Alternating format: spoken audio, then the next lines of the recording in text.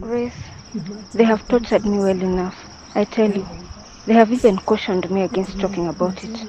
They have told me that if any of their babies get hurt, even if by falling, they will kill me. Grace, I work 24/7. I don't even sleep. Tena usiku ukilala, ukifikiria mambo yake, usingizi inapotea. Kwa sababu furaha ya mzazi ni wakati ule mtoto wake ako sawa, ako na furaha, hata mama anakuwa na furaha.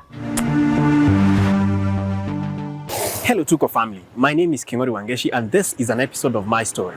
What would you do if your sister sent a distress call from a foreign country because she's suffering in the hands of an employer? Let's get to hear this story from this family. Come with me. So, I'm Grace Njeri, the firstborn of this family. How many are you? We are 3. So I'm the firstborn. We have a brother. Then Gladys is our lastborn. Yeah.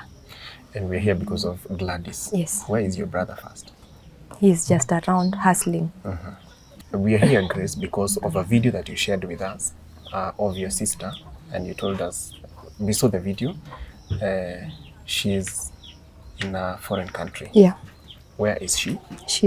What did she go there to do? Okay, she's in Iraq. She went there as a babysitter or a house manager. Yeah.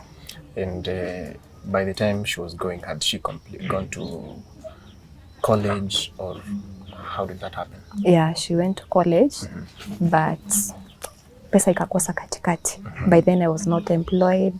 I was on total bed rest. I was expectant by then. So there's no way I could support her. Daddy is a mason. So there is that time. There is no work. So there is no funds to support her. So she dropped out at her final year. The last semester. Ndo pesa ilikosa kabisa. She didn't complete her college studies. Yeah. By then, I had already gotten the job. I was at Embakasi. She would come and visit me. Anasema anaboeka kukaa kwa nyumba, hakuna kitu anapata. So she came to a point and requested me we apply for a passport so that she can travel. So we applied the passport around January. So by the time we were going back to school, she already had the passport. A friend of mine gave me the contact of a person anajua, anapeleka watu huko. So we spoke with that woman. She took us for medical. Then she directed us to the office, which is located at View Park Towers, 8th floor.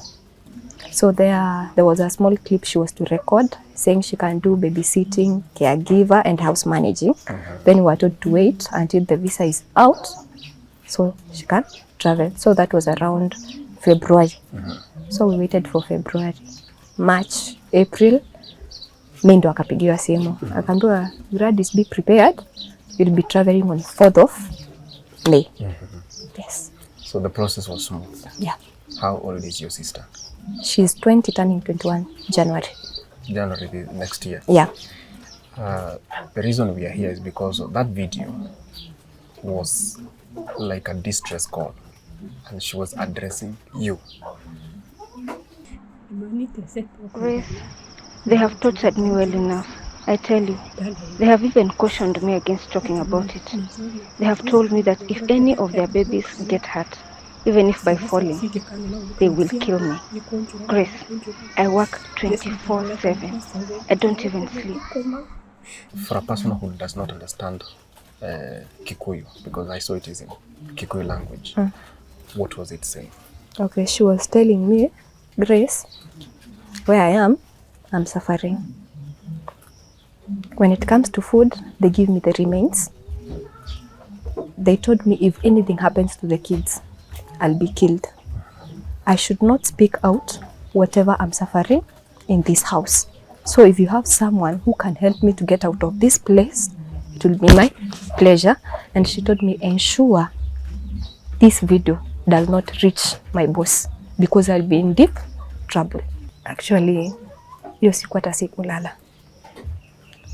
Knowing mali tumetoka na yeye, the jovial sister I know. If kuna mtu jovial in this family, ni Gladys.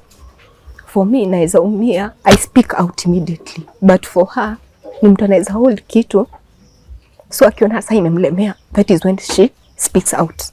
So by the time she was sharing that video, it had gotten to a point she can't bear it anymore. Yes. Nile yenye nakwambia Grace, but nitavumilia. So ukiona mahali amefika ameongea and she's crying, ni kuonyeshana ako mwisho. Yeah. Since she went to Iraq, how many times were you in contact with her? Or how often do you speak to her? Okay. At first, alikuwa napewa simu around 4 to 5, then napewa saa 3 hadi saa 4. So most of the time 4 to 5 niko kazi. So nile hi, hope you're okay. Nikitoka kazi nikikupata online we'll talk. If not so, tutaongea saa 3 ya usiku. Yes. So we talk hiyo saa 3. My sister, trust me, you are going to make it. We have to make our parents proud. Si uko kazi na mimi si nimekuja hapa. So we'll ensure our parents stay well. Tumefanish kwetu, kumekuwa sawa. Umeelewa? Yeah. You'll speak daily? Yes. So since May, at what point now did she start telling you that things are not okay? The kind of workload she had there, did she explain to you? Yeah. Like when they were signing the contract akitoka kwa ofisi, the madam had told her, when it comes to taking care of the baby, changing the diapers, washing them, it will be my work. But for you, ensure that they are okay, you do the house chores. But when they got to the house, everything was entirely yes. Washing utensils, unaweza pata naosha vyombo, mtoto akilia, ambiwe aache, aende kwa mtoto kwanza, then she'd go back to, na ezi kaa chini hadi ile time yenye atapewa simu. Hiyo ndio time yake ya kupumzika. Na bado kuna time atakuwa na simu akwambia give me 10 minutes nimeitwa. So hakuna ile yenye utaweza sema amepewa 1 hour amekaa chini useme within that 1 hour amepumzika. So ni ile kidogo anaenda anafanya nimerudi. Yeah. Are there other workers in that homestead? No, she's alone. And you said how old is she? 20. And what about the size of the house? Okay, sijamuuliza nyumba inatoshana aje, but ana complain. Watoto ni wangapi? They are 3. 3 years, 2 years, and around some months. Hajafikisha mwaka. Those are the ones that she's taking care of? Yeah. So at what point now did she start telling you that there are issues, and what were they? Okay, at first she complained about kunyimwa chakula. She will wake up, anzie kazi, lunch ifike asikule anything, hadi jioni masaa ya saa 3 saa 4.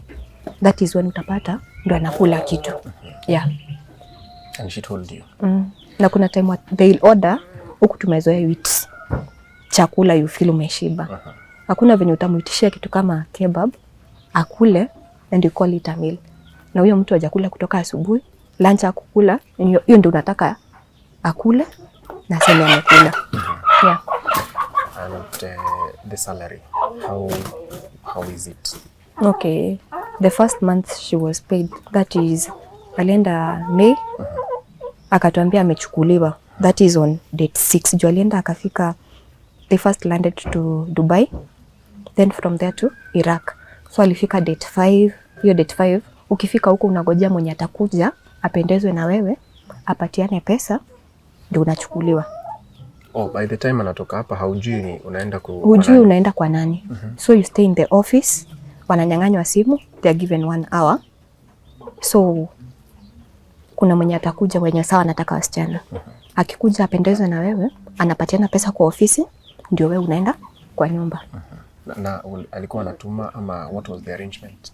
Alikuwa anatuma, we deposit to account. Ana send via mom, we withdraw with mom, tunaweka kwa account yake. Yeah. Now, why did you settle on Iraq as her destination or workplace? Okay. If by then I had the potential, trust you, ningetoa commission, aende kazi yenye hata strain, but hauna uwezo wa kutoa commission useme she'll go to another country afanya na any other job.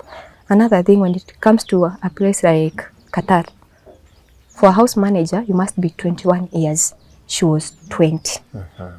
So ukiona ni ule, she felt it every time Gracie sina Gracie sina, every time anaomba. So she wanted aende apate pesa. Akirudi, she would pay commission aende any other country. Yes. When you hear and see your sister in that situation, how does it affect this family? Okay. There's no way you'd be at peace ukijua sister yako mali yako anaumia. Being that you are raised together, you have suffered together during your down moments, when you are up, mmekuwa pamoja. So seeing her crying out, wewe inaniumiza sana. Knowing that kuna mambo anajua mama hajui. We were that close. We were tufichani anything. Yes. Have you contacted the agent who took her to Iraq? Yes, we contacted her. So at first venye sistangu ilifika mahali akaona I must try njia yenye naweza toka huko before to contact the agent. So there was a cousin of mine some years ago, alikuwa ameenda Saudia. So the opposite house akaona msichana ameuliwa, so she had that fear, akadanganyana mtoto wake amekufa. Na hivyo ndio alipata njia ya kukuja. So she had lied, kuna sister yake amekufa, aone kama kuna venye wanaweza mrelease in the process akuje mazishi akue ako free. So wakamwambia tuta process sijui inaitwa kama something kama identity ndio unaweza enda urudi. Hadi wa leo okay, hiyo kitu the bosses walikuwa wakijua there's a sister who had died, akuje nini mazishi. Yes. So what about the agent? What is she agent? Nilimpigia nikamwambia mali sister yangu wako anaumia. Gladys ni yule mtu, she went there. Alianza kucomplain, agent afanye kitu. So saa hizi after ameona video ndio anasema achenjiwe nyumba. Ukichenjiwa nyumba hautahesabiwa contract ulikuwa umeanza unaendelea. You start afresh. So mind yake iko by 2025 May narudi nyumbani. We are almost ending the year. So ataenda kuanzia another new year. Umeelewa? So she was not willing kuchenjiwa nyumba. Junisha struggle. I was complaining to you kutoka wakati nilianza kunyimwa chakula and you didn't do anything. Saa hizi mbona unataka kunihamisha nyumba na ungefanya hivyo before nifike to this extent. So agent akaniambia, so after ameniambia nimwambie kuna mazishi nyumbani. Nikauliza agent, is there a way you can help my sister akuje nyumbani nini mazishi? Kaniambia the only condition yenye tunaweza rudisha mtu Kenya ndile amegonjeka to an extent the doctor proves you are sick, huwezi fanya kazi. If not so, you get 150,000 to cater for the process, ndio sister yako arudi. Sasa you as a family mtoe 150,000. Yes. Ndio sister yenu arudi. Had you paid any money before she went? No, niyo tu ya medical 5,000. Yeah. Flight and all that. It was taken care of by who? The employer. Employer ndio wanasimamia kila kitu. But saa sikuna wenye wamewa fund watafutie wasichana. But msichana akitoka kwa ofisi kuna pesa yenye wao wanalipwa. Of which I think wanarudishiwa hii gharama yenye wamesimamia huyu msichana visa na nini na nini na nini. Okay. So why did you share that video with us? Why did you contact us, Tuko? From the point my sister alifika, I created a WhatsApp group trying to raise that money. Ikakuwa haisongi. Nile yenye nakuuliza Grace, leo mmepata ngapi? Namwambia bado kama imefika 30,000, namwambia bado iko 30,000 haijaongezeka. Niambia si mimi nitaishia huku na mimi siwezi taka boss apate hiyo video nikiwa kwa hii nyumba. He's a policeman. So yes. So juni polisi, he can't do anything to you. Unajua ako kwa government. So ako kind of covered. Yes. So the employer is a policeman? Yes. I see.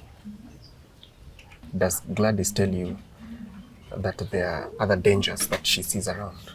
Hiyo kuthreateniwa na huyo madam. Kuna time hata alikuwa amemwambia anaweza mdunga visu. So unaona the husband is at work. Amebaki na the madam. So anaweza mwambia anything. When the husband comes, she's okay. She becomes so friendly to her. But when the man is out, she changes. So, what is the wish of this family? Mimi nikaulizwa, I would wish my sister to arudi Kenya. Yes, juu saa hizi, after we shared the video with the agent, alitumia kampuni yenye iko Iraq. Hiyo kampuni ikatumia boss wake. So saa hizi sister yangu hata anaogopa kuongea na sisi. Aliniambia don't ever text me first. Ngoja mimi mwenyewe nikutext. Na sitaki boss ajue video ni mimi nilitoa juu. Unaona saa ilipigwa huko. She complained, hataki boss wake ajue. Ishamfikia. She denied. Jua kuna venye ni simu umepiga, you're not there as the company. Nijue nikisema ukweli utaenda na mimi. Ni simu umepiga. Ni admit nikiwa kwa the same person mwenye ananitesa. She couldn't have admitted. The agent representatives in Iraq did not go to the house. Yes, they called and sent the video kwa boss wake. This girl, kuna video yake, she has been complaining, anateswa. So when my sister was asked, akakata. Juu, hao ndio wananitesa. Umenipigia simu nikiwa kwao, yet you want me to admit. Nijua wangekuwa hapo, niseme ukweli tuende na nyinyi, it's safer. Ni simu umepiga. Na admit aje nikiwa kwa the same people wenye wananitesa. Na mateso ilisha ama sahi huwezi jua. Saizi actually jana usiku alinitext. Kaniambia maisha imeanza kuwa ngumu. Na usitext before nikutext. How much have you raised so that you can pay for her return? Right now we have 61,000. Yes. So, na agent sijui ni kutaka alikuwa anataka kucomplicate ama nini. At first she had told me 150,000. Then after the video juu imepostiwa na watu kadhaa, akaniambia we need $1,500. So ukiconvert saizi value ya dola niliona ni 151 point something. Ukimultiply inakuwa 227,000. Initially it was 150, saizi ni $1,500. Unaona ikakuwa imepanda. So inakuwa if 150 ilikuwa ngumu kupata, ndio tutaweza kupata. If you don't get help now, do you think your sister's life is in danger in Iraq? Yes, because amefika mahali she's afraid. Kaniambia Grace, yes unaomba msamaha, but boss wangu akijua nitakuwa kwa shida. I'll be in great trouble, and that's why unasikia ananiambia nisimtext kwanza. Hadi anitext. Anakutext hivi anaitishwa simu. Wanataka wajue anaongea na nani. Hiyo video ilitoka kwa nani. Wakijua ime originate from her family, then she's in danger. Okay. Now at this point, Grace, this is your camera. Are you okay sharing your number so that whoever feels that they can help you to bring back your sister in good health, whole, can help you? Yeah. Yes, please go ahead. Okay. I'm Grace Njeri.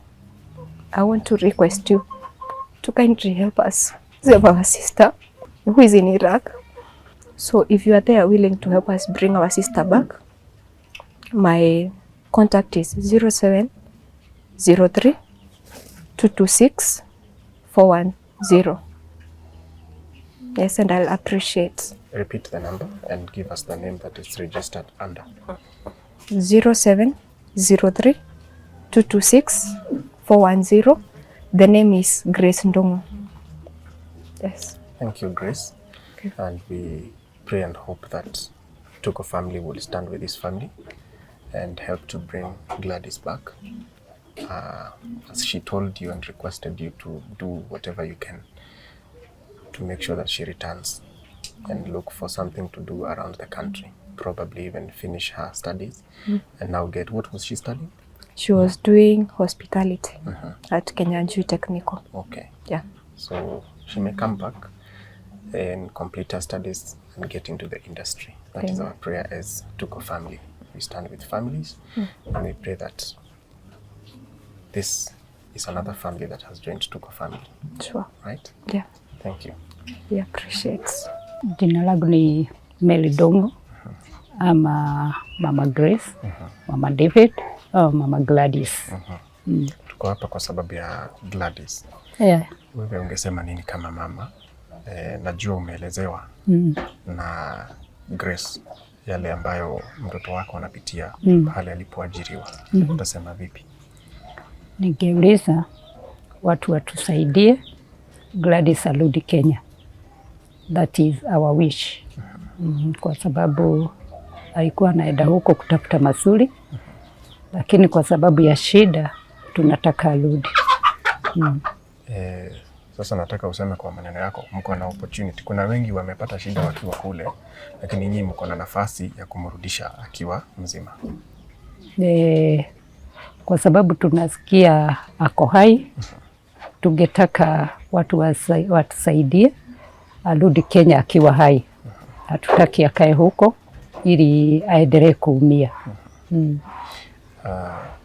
Kwa mama akisikia kwamba mtoto anapitia magumu, ni uchungu fulani. Tueleze kidogo. Wakati nilisikia anaumia, kwa ukweli kama mama unasikia uchungu mwingi sana. Tena hata ukiweka, kama sasa nikiweka chakula kwa sahani na kula kidogo, nasikia nimeshiba. Tena usiku ukilala, ukifikiria mambo yake, usingizi inapotea. Kwa sababu furaha ya mzazi ni wakati ule mtoto wake ako sawa, ako na furaha, hata mama anakuwa na furaha. Nilikuwa nikitafakari mambo mingi, mpaka saa zingine nilikuwa nikiambia Grace, Grace, tulikuwa tukiona kwa TV, sasa ni sisi tumefaa hiyo kiatu. Si Mungu atusaidie haki, Gladys arudi Kenya. Wakati ule tutamuona, tutashukuru Mungu sana. Kwa hivyo ombi letu ni watu watusaidie, wale wako Kenya, nje ya Kenya, watusaidie ili Gladys arudi Kenya akiwa salama. Asipopata usaidizi, unaona kama maisha yake yako hatarini mama? Kama mzazi, kisikia mtoto hana furaha, anaumia, hakuli, hata akikaa huko, kama mzazi unaweza hata pata pressure, sukari, kwa sababu hulali kwa usalama, tena hukuli ukachiba. Inaweza tokea chochote kwa mama. Tunawaombea na tumekuja ili tuweze kutembea hii safari pamoja, na tunawatakia kila laheri. Akija tukuje kusherehekea haki. Tutashukuru sana mkitusaidia arudi Kenya, na tunaomba Mungu sana akirudi arudi akiwa sawa vile alienda, na tutashukuru sana mkitusaidia. Kwa hivi sasa hizo pesa alikuwa anatafuta kando, mshahara yenye alikuwa anatafuta, kama sasa miezi 3 inaenda 4 hajalipwa, anaambiwa kesho haifiki, kesho haifiki. Na ndio nilikuwa naambia Grace, angekuwa amelipwa si tungechaga kidogo. Lakini sasa hajalipwa hatu wa leo. Lakini sasa kwa hivi sasa la muhimu na ombi ni kwamba arudi. Tuko family, it is Grace's prayer and the prayer of this family that you and myself will help them to bring back their kin who is in Iraq and not in so good conditions. Their aspirations were that she is going there to better her life and that of her family, but it has taken a different turn altogether. As we always do, let's stand with this family. My name is Njeri. This has been my story right here on Tuko. Thank you. God bless.